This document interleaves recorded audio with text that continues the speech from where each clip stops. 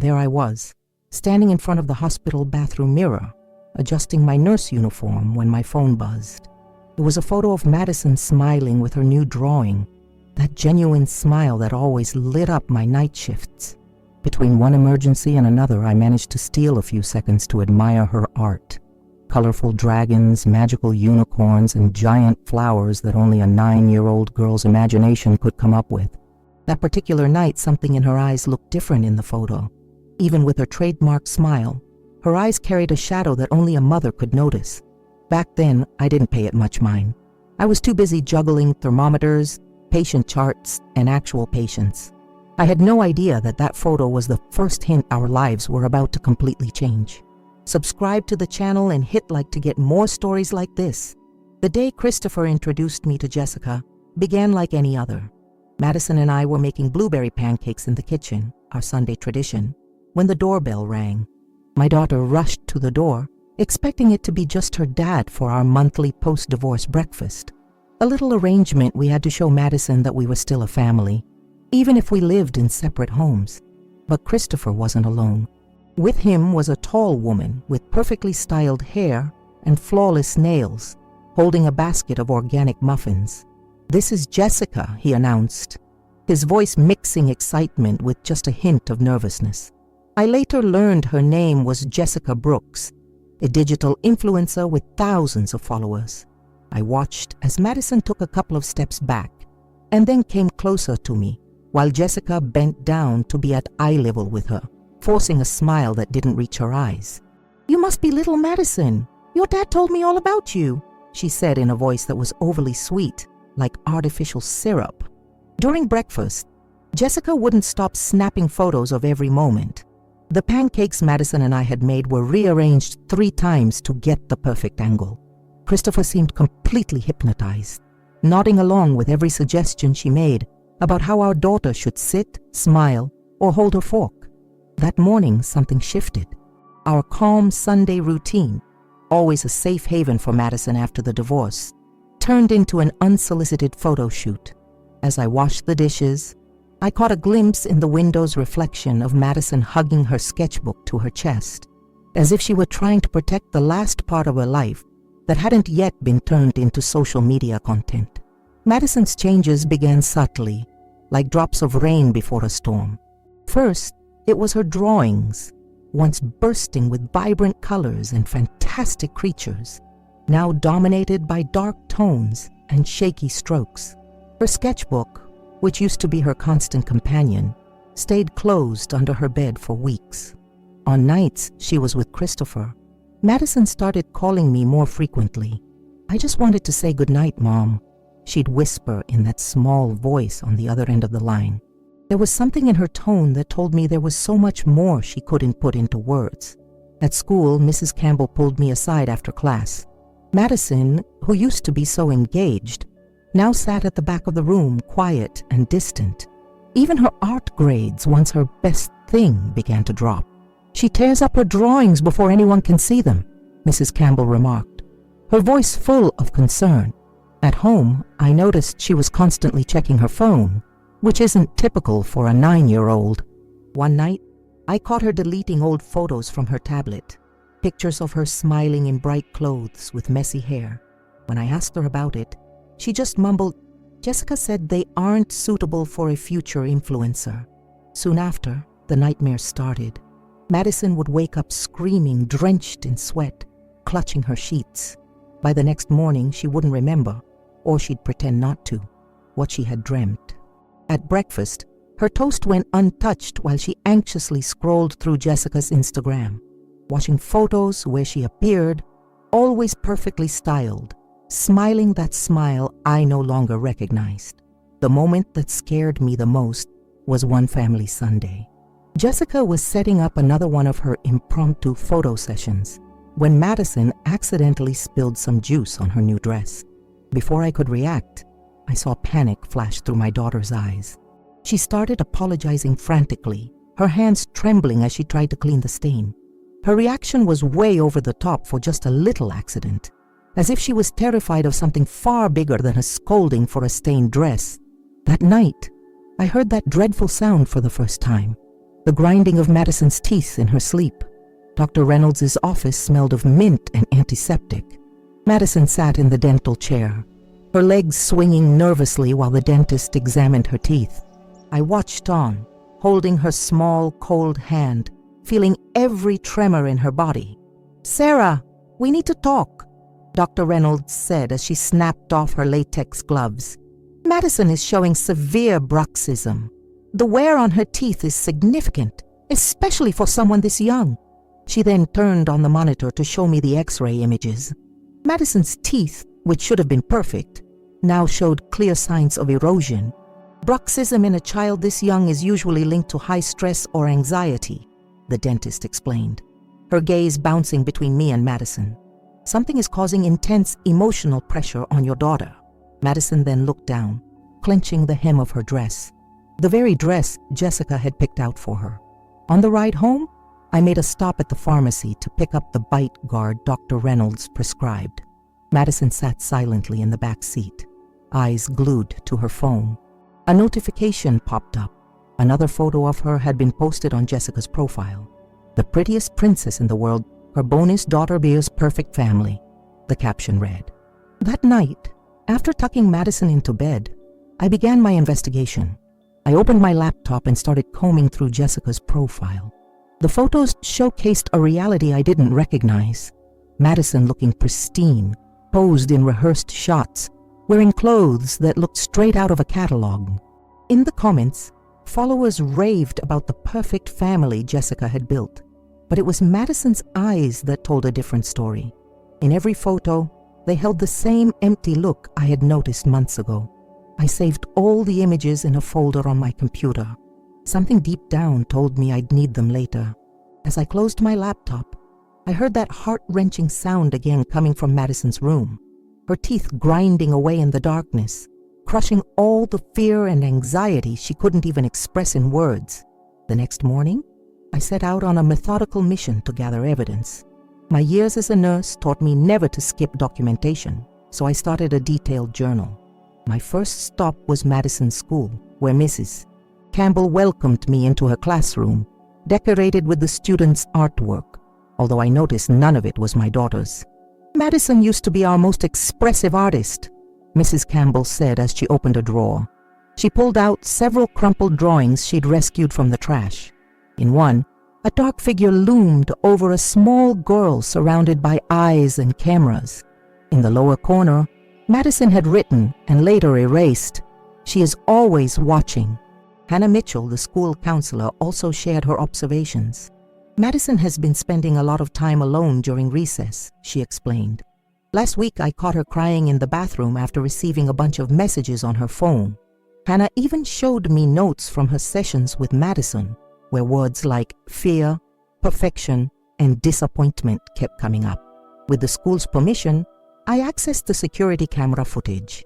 In one clip, I saw Jessica suddenly appear during lunch. Madison, who had been happily eating with her friends, instantly changed, sitting up straight, forced smile, every move calculated as if she were being judged. Jessica then took her to the bathroom with a makeup bag, and 15 minutes later, Madison returned completely produced for more photos. I even got hold of Madison's phone while she slept. Jessica's messages were a mix of overblown compliments and sneaky criticisms. "Sweetie, that photo was almost perfect, but next time remember to keep your chin up. You look a bit chubby from this angle." Or, "Your dad would be so proud if you put in a little more effort to look like a real influencer." The turning point came when I discreetly installed a camera in Madison's room after noticing tear marks on her pillow every morning. The nighttime recordings revealed something disturbing. My daughter woke up several times, frantically checking her phone, deleting and re-recording videos that Jessica demanded for her channel. One particularly revealing afternoon, I visited a few stores where Jessica often hosted photo sessions with Madison. A saleswoman recognized me and said, "Oh, you're the mother of the little model. You know, last week your daughter spilled some water in the fitting room and that influencer..." She hesitated. Honestly, I've never seen anyone talk to a child like that. The poor kid was trembling so much she could barely change her clothes. I compiled everything into one digital file. Photos, videos, messages, testimonials. I even included Dr. Reynolds' reports on Madison's bruxism, the school's observations, and screenshots of online comments where Jessica's followers questioned the tired look in Madison's recent photos. The final piece of evidence came from none other than Christopher. Unknowingly, he had sent me a video where Jessica, believing she was alone with Madison, was harshly reprimanding her for smiling like a regular kid in a photo. "You're ruining my brand," her sharp voice echoed. "Your dad invested so much in me and in us. You don't want to disappoint him, do you?" While I was organizing all the evidence, Jessica's manipulative behavior on social media became crystal clear. Her posts were carefully crafted to paint a picture of a perfect family, but behind the scenes, there was a dark, twisted reality. On Instagram, she called herself the Dream Stepmom and used Madison as the centerpiece of her marketing strategy. The private messages I managed to get a peek at revealed a disturbing pattern. Jessica sent detailed scripts for Madison to follow in her photos and videos, criticizing every tiny deviation from the ideal behavior. I even discovered she had created a WhatsApp group with other influencers where they swapped tips on how to train their stepdaughters for social media stardom. One message in particular sent chills down my spine. Jessica had written, "I got the little brat to understand that her success depends on her dad. Now she does everything I say." Attached was a video of Madison practicing smiles in front of a mirror, her hands trembling as she tried to find that perfect angle Jessica demanded. The public post told a completely different story. "Blessed to have this princess in my life. Bonus mom. Tikam family first," read one caption under a photo where Madison forced a tense smile during a meticulously arranged breakfast.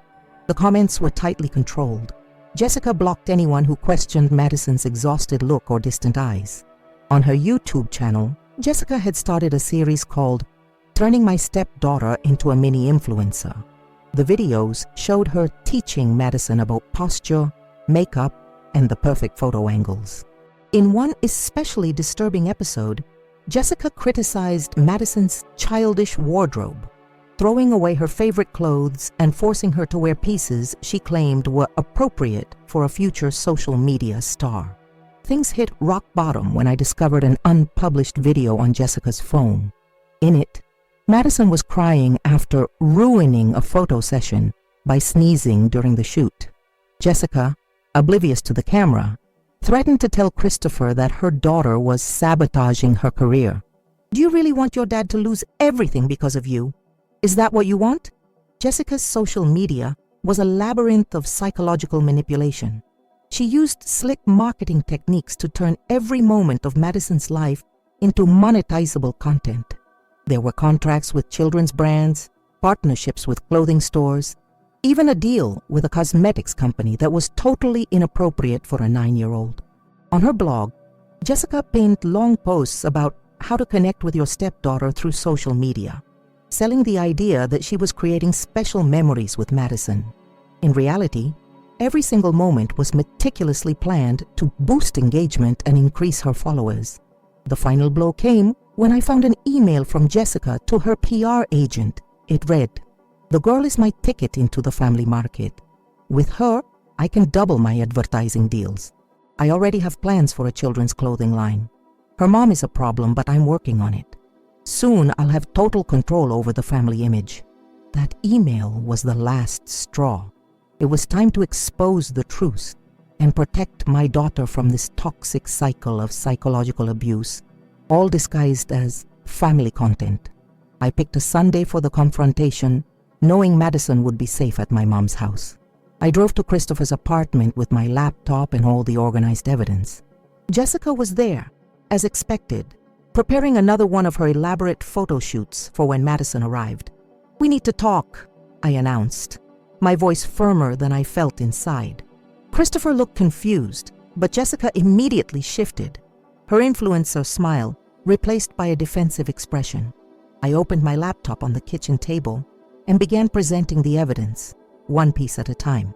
First, I showed the medical reports detailing Madison's bruxism. Then, I played the nighttime videos of my daughter waking up in a panic to check her messages. Christopher's face went pale when I showed him the text messages where Jessica threatened Madison, manipulating her with the fear of letting her father down. "This is ridiculous," Jessica tried to say, but I wouldn't stop. I played the video of her yelling at Madison in the fitting room. Christopher sat there silently, his fingers digging into the edge of the table until his knuckles turned white. "There's more," I warned, opening the email about Jessica's marketing plans. Jessica tried snatching the laptop from me, but I was ready. "Do you really want to do this? I've got everything saved in 3 different places and a lawyer on standby." She recoiled, her face contorted with barely contained anger. "Chris, honey, you know she's exaggerating. You know how divorced moms can be possessive," Jessica tried in that saccharine tone.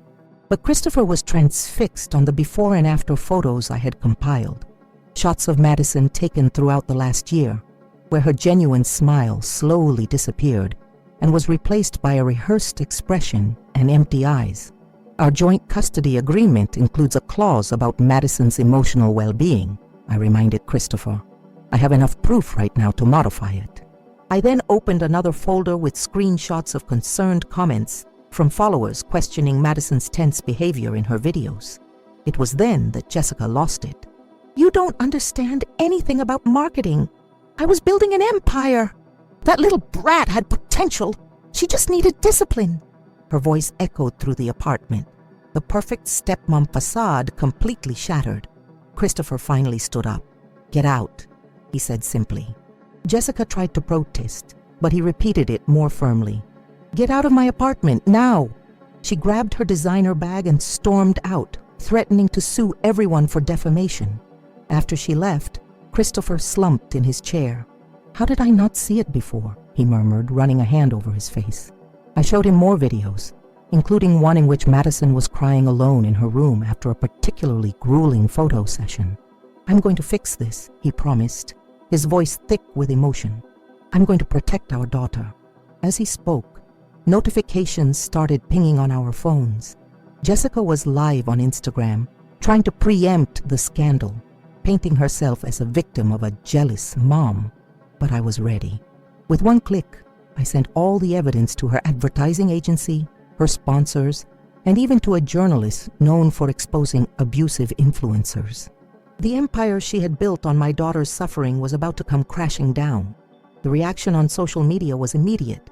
The video of Jessica defending herself went viral, but not in the way she wanted. Ex-business partners started speaking out, sharing their own negative experiences with her.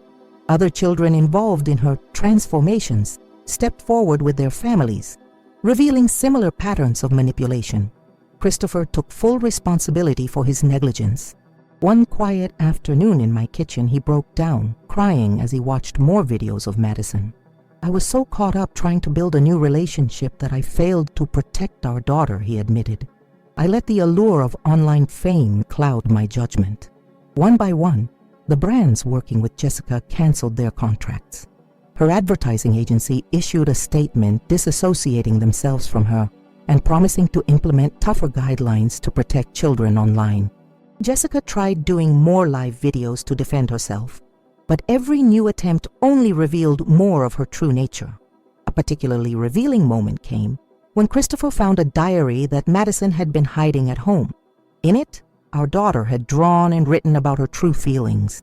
The fear of disappointing Jessica, the constant pressure to be perfect, and the longing to simply play without worrying about camera angles. Christopher made a few tough but necessary decisions. First, he obtained a restraining order against Jessica to keep her away from Madison. Then, he started individual therapy to figure out how he'd allowed everything to go so far. "I want to be the father Madison deserves," he said, "not some character in a fake Instagram story." Jessica's lawyers tried to intimidate us with threats of a defamation lawsuit, but backed off when we presented all the evidence. Her final attempt to control the narrative, a video called "Exposing the Truth" on her channel, was met with widespread skepticism. Once her followers learned the truth behind those flawless photos, they began abandoning her in droves. A week after the confrontation, I received a call unexpectedly from a documentary producer. She was investigating the impact of social media on children and wanted to tell our story. Christopher and I agreed, as long as Madison wouldn't be exposed. It was time for our daughter to reclaim her privacy. The case gained national attention, sparking important discussions about the limits of sharenting, parents oversharing their kids' lives online. Child rights experts began pushing for stricter laws to protect children from digital exploitation. Eventually, Jessica left town. Her influencer career was effectively over. Her final post was a vague apology note that clearly had been written by her legal team. Christopher blocked her on every platform and changed the passwords for all the accounts she used. One afternoon, while I was sorting through the final documents of the case, I found an old photo of Madison, genuinely smiling, her hair tousled, her face painted with smudges after an art class. That's how she should be, a child free to be herself, not a marketing tool. Christopher saw the photo over my shoulder and whispered, "I promise I'll never let anyone take that away from her." Madison's recovery started slowly, like a garden blooming after winter. Our first victory was when she started drawing again. First timid little sketches, then gradually, her colorful, magical creatures reappeared on paper. Dr. Reynolds even noticed a significant drop in her bruxism a few weeks after Jessica was out of her life. During our weekly sessions with the child therapist, Madison began processing her feelings through art. Her drawings told stories of a girl trapped by cameras and likes, finally breaking free from her digital chains. The therapist assured us that her ability to express such deep trauma through art was an encouraging sign of healing. Christopher devoted himself entirely to our daughter's recovery. He put away all electronic gadgets during their time together, swapping photo shoots for walks in the park and shared reading sessions. Bit by bit, Madison's natural spark returned, and her laughter, carefree, spontaneous, and genuine, started echoing through our home once more. At school, Mrs. Campbell reported positive changes. Madison started participating in art class again, and even made new friends. During a talent show, she showcased her drawings for the whole school, a step that would have been unthinkable just a few months earlier. Her new artwork was vibrant, full of life, and free from any preoccupation with perfect angles. Small moments marked her progress. The first time she wore paint-splattered overalls without worrying about how she looked. The morning she woke up singing. The day she insisted on making cookies, even knowing the kitchen would be a mess. Every genuine smile, every heartfelt laugh was a victory over the past. One night, as I tucked Madison into bed, she hugged me tight and whispered, "Mom, today, I felt beautiful just by being me." Those simple words confirmed that we were on the right track. Our little girl was coming back, stronger and more confident than ever. Subscribe to the channel and hit like to get more stories like this. Today, our family has found a new rhythm. Christopher and I have set clear rules for social media. No posting photos of Madison without her clear permission, and any new relationship must be introduced gradually, respecting her space and time. Family Sundays have returned, but with a twist. Now they include painting sessions where we all join in, even if Christopher's artistic skills are completely lacking, which always makes Madison laugh at his clumsy attempts. Sometimes we have picnics in the park, without concern for filters or poses, simply living in the moment. Madison has even created her own bedtime ritual. She draws about her day in her diary, not for posting online, but just for herself. Her nightmares have diminished, and the sound of teeth grinding is now only a distant memory. Dr. Reynolds was very impressed with her recovery at her last appointment. Together, Christopher and I put together a document we call the Madison Protection Agreement, which lays out clear guidelines for any future relationships. It's our promise that she'll never again be used as an accessory in a fabricated social media story. Madison's smile is back, just as I always knew it. Genuine, spontaneous, sometimes with a little chocolate smeared around her mouth. She still enjoys taking pictures, but now they're real moments of happiness kept in a private family album. Yesterday, while watching Madison play in the backyard, covered in mud and laughing carefree, I realized that some victories aren't meant to be shared with the world. True happiness rarely fits into an Instagram caption. Subscribe to the channel and hit like to get more stories like this.